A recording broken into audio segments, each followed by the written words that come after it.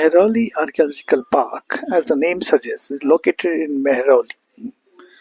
It has been under occupation of different rulers for over 1,000 years. Delhi Sultanate rulers ruled here, then the Mughals also flourished here, and lastly the British also had this area under their control. First monument you come across is Jamali Kamali Mosque and Tomb, which is an architectural marvel from the early 16th century. The mosque showcases a blend of sandstone and marble with delicate carvings and inscriptions. The adjoining tomb is the resting place of the Sufi saint Jamali and his companion Kamali, whose identity is shrouded in mystery and folklore. The site of Jamali Kamali Mosque and the tomb is often linked with ghost stories and paranormal activities, and this adds to its allure for the visitors. Locals and explorers have reported eerie sounds and unusual occurrences in the area, making it a popular spot for thrill seekers. The mosque showcases Indo-Islamic architectural elements. Its structure features ornate floral patterns, Quranic inscriptions, and detailed craftsmanship in red sandstone and marble. This was probably the first use of marble by the Mughal rulers in India. The construction of Jamali Kamali Mosque was ordered by Babur, the first Mughal ruler, but he died before this was completed. The construction was finally completed under his son and successor Humayun.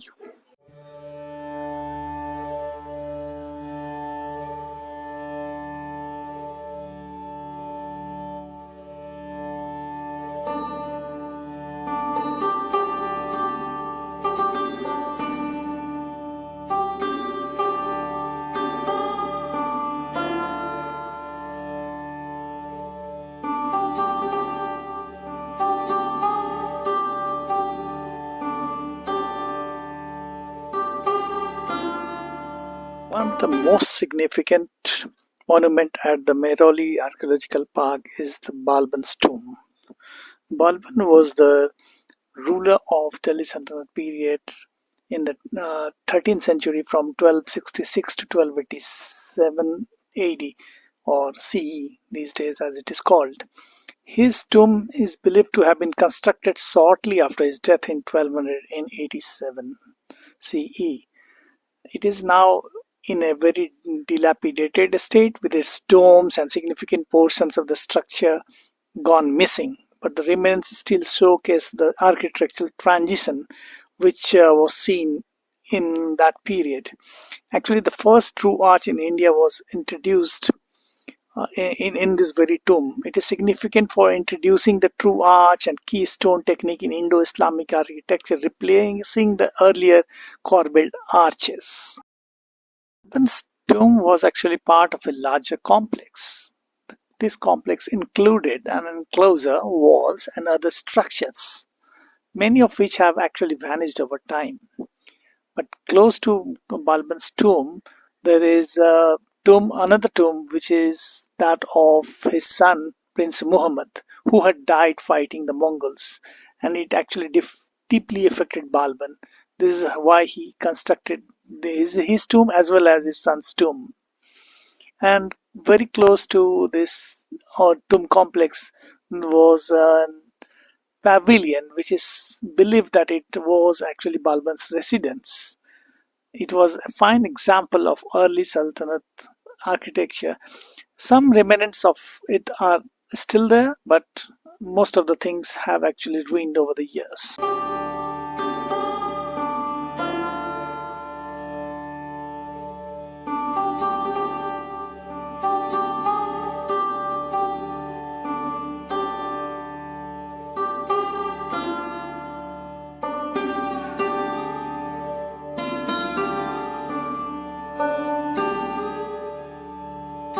Midcap Boat House is a very charming structure. This is near a water reservoir and it used to serve as a place of leisure for Thomas Metcalfe, who was a British resident at the Mughal court during the mid-19th century.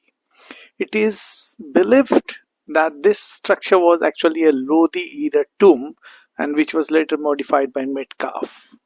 He developed this structure to use it as a place of leisure and named it Vilkus or Heart's Delight. This boathouse offered picturesque views and reflected his passion for creating retreats inspired by the Mughal architecture.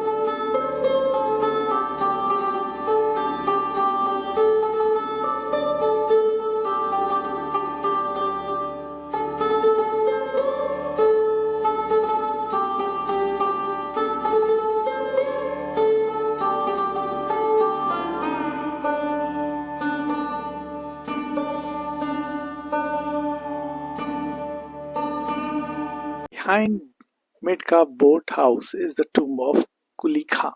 This is a beautiful but lesser known Mughal structure, and it has intricate carvings and designs so typical of that period. Kuli Khan was a Mughal noble. He was son of Maham Anga, who was the foster mother of Akbar. Metcalfe bought this tomb, the whole structure, from the then Mughal ruler. He converted the tomb into a summer retreat. This was basically a part of his grand estate, which he called Dilkus. He made alterations to the structure, including adding gardens and pathways around it. It is believed that he placed a billiards table in the main tomb area.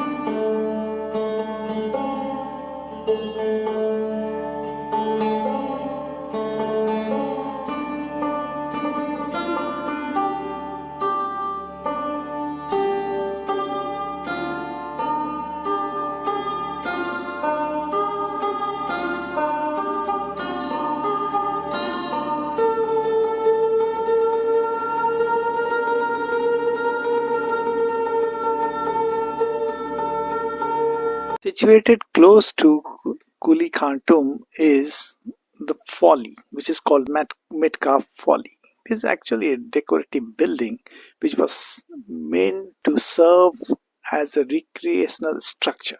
It was designed to mimic the ruins of medieval Italy. It added charm to the landscape and offer a romanticized view of India's past. The folly was used mainly for leisure purposes. As an elevated vantage point, it was used to enjoy the views of Qutub complex and surrounding gardens. An important part of Metcalfe's estate, Dilkhus, was Metcalfe's guest house. This was for the visitors to enjoy the serene surroundings of his estate. It provided a glimpse into the lifestyle of colonial administrators and their attempts to harmonize British living with local influences. Metcalfe Guest House, along with other buildings in the state, showcases the colonial fascination with Indian heritage and the Mughal legacy.